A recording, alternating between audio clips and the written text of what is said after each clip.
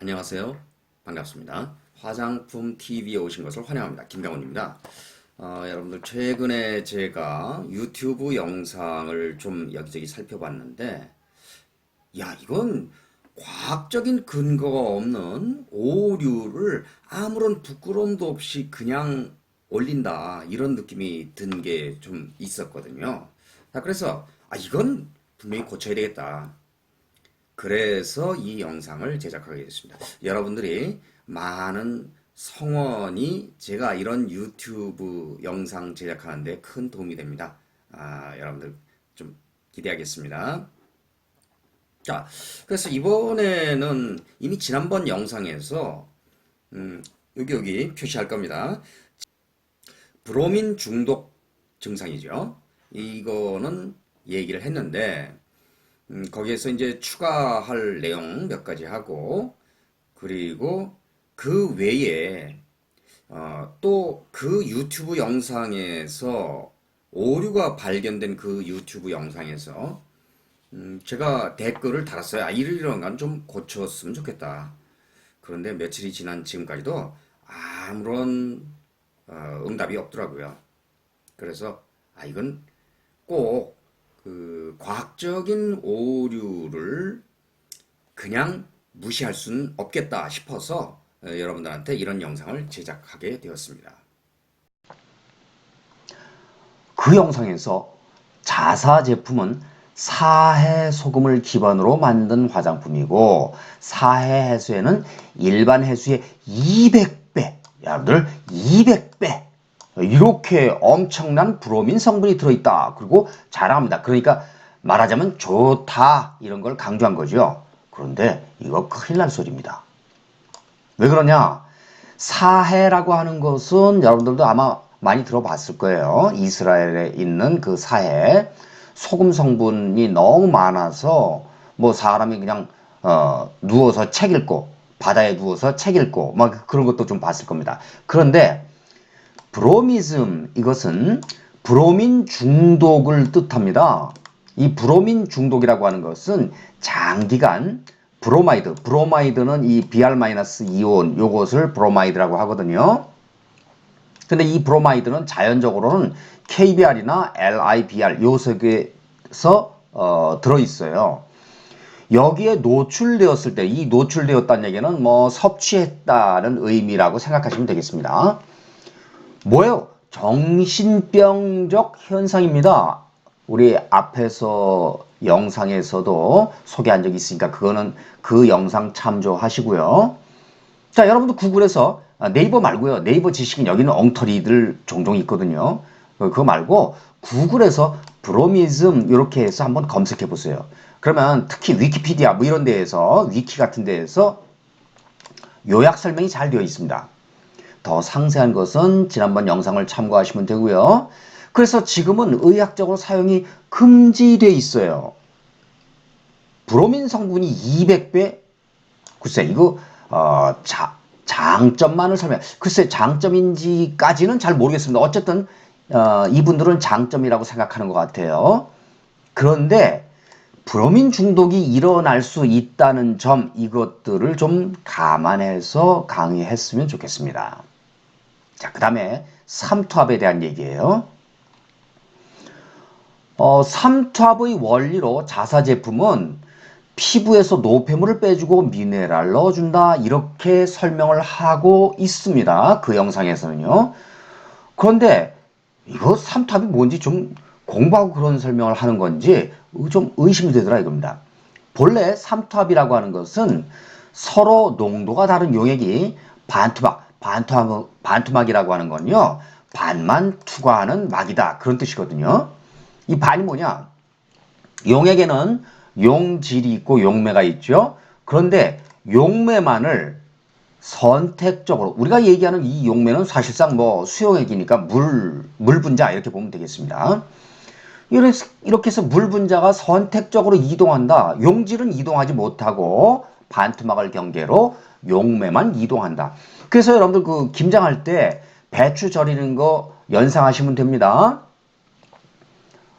배추 위에다가 소금을 뿌리면 소금 때문에 배추 세포 안에 들어있는 물 분자가 바깥으로 빠져나오는 거죠. 그러니까 배추가 팽팽하다가 흐물흐물해지잖아요. 그런 게 이제 삼투압이라고 하는 건데, 그런데 화장품을 바른 피부와 화장품 사이에 어떻게 삼투압이 작용한다는 건지 잘 납득이 안 가더라고요. 좀 새로운 이론을 제기하는 것 같아서 흥미롭습니다. 피부에 노폐물이 빠져나오고 미네랄이 들어간다. 그런데 화학적으로 보면요, 노폐물과 미네랄은 모두 용질이라서 반투막 투과가 불가능합니다. 자, 그런 것을 잘 모르고서 이렇게 엉뚱한 설명을 하고 있습니다. 자, 그 다음에 이제 펩타이드에 대한 얘기예요.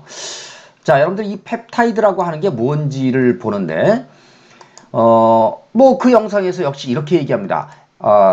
자기네 제품에서는 일반 제품과 달리 미네랄이 있기 때문에 펩타이드 성분이 잘 흡수된다. 이렇게 설명합니다. 근데 그 근거가 있는 설명인지 잘 모르겠어요. 어쨌든 한번 살펴봅시다. 펩타이드는 아미노산 두 분자 이상이 결합해 만들어진 분자입니다. 자, 그래서 만약에 펩타이드가 아미노산 두 분자로 만들어졌다 그러면 다이펩타이드, 그 다음에 세 분자가 결합했으면 트라이펩타이드, 매우 많다 그러면 폴리펩타이드, 그렇게 부릅니다. 단백질도 폴리펩타이드의 한 종류입니다.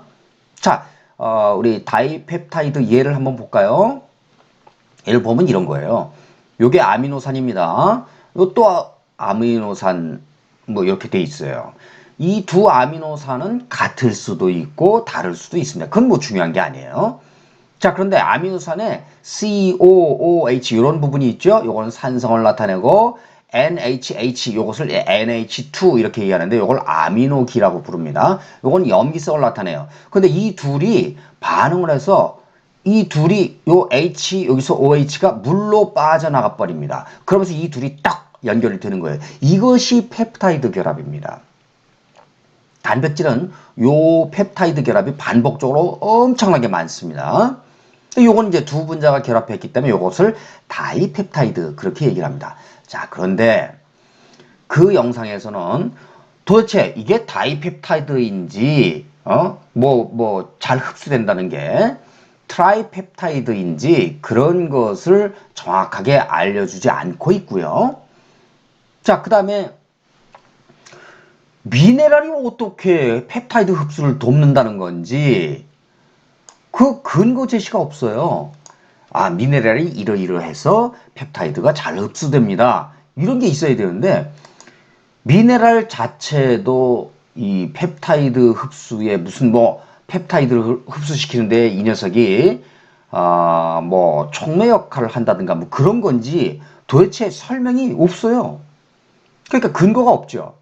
그래서 문제는 이른바 수강생들은 강사를 신뢰하기 때문에 강사가 하는 말을 뭐라고 참 이렇게 믿습니다. 믿습니다. 그런 걸 생각하면 강사는 정말 과학적으로 확인되고 근거가 있는 내용 이런 것을 강의해야 한다 이렇게 생각을 합니다. 자, 그래서 항상 과학적인 것, 근거가 있는 것 이게 중요하다 그런 거고요. 자, 그 다음에 미네랄 오일에 대한 얘기가 있는데요. 뭐 그 영상에서 미네랄 오일을 광물성 이렇게 가리킵니다. 그런데 미네랄 오일의 이 미네랄 이게 원래 광물이란 광물성 뭐 그거하고 관련된 그런 단어이긴 합니다. 그런데 이 미네랄 오일은 이름만 미네랄이란 그런 말이 붙었을 뿐이에요. 오랜 이 미네랄 오일은 석유, 원유에서 이거 정제한 그런 그 분별 증류라고 그러죠. 정제라기보다. 그런 물질이거든요. 그런데 이게 오랜 관습상 옛날에 잘 몰랐을 때 미네랄 오일 이렇게 미네랄이라는 말이 붙었을 뿐인데 실제로 광물성인 미네랄하고는 아무 상관이 없습니다. 그래서 나중에 이제 밝혀진 바에 따르면 이거는 탄화수소 혼합물이다. 이 탄화수소는 탄소와 수소가 화합했다. 그런 뜻이에요. 그래서 탄화수소의 혼합물인데 이거를 미네랄이라는 말이 들었다고 해서 확인도 안 해보고서 이게 광물성이다 이렇게 얘기한다. 참 어이가 없더라고요. 그 강의를 듣는 분들이 이렇게 잘못된 정보를 강의에서 제공받아서 그것이 진짜인 걸로 오해를 하면은 참 그런 게 이제 걱정이 되는 거죠. 자, 이제 마무리해야 되겠네요.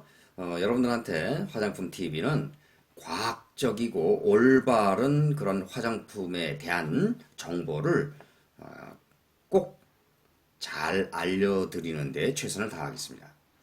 자, 여러분들 구독, 좋아요, 이게 큰 힘이 되니까요. 많은 성원을 기대합니다. 안녕!